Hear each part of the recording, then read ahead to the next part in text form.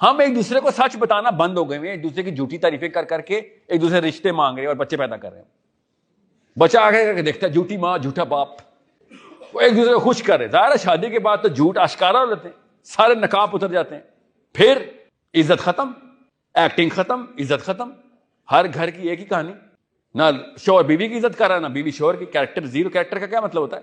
سچ بولنے کی طاقت زیرو تھی, بس یہ کیریکٹر تھا سب سے پہلے. ہر لڑکی پاکستان میں نکاح نامے کو سمجھتی ہے بشارت مل گئی. کیوں بھلا سوچیں, زیادہ تر لوگوں نے یہ کہا ہوا ہے, حالانکہ زیادہ تر شادیاں تباہ ہیں پاکستان کی. سیمپل لے کے دیکھ لیں, میرا کام ہے سیمپلنگ, اس لیے بتا رہا ہوں کہ جن کو موقع ملے تو عورتیں اپنے شوہروں کو چھوڑ دیں گی یا آدمی اپنی بیویوں کو چھوڑ دیں گے. ان کو موقع نہیں مل رہا.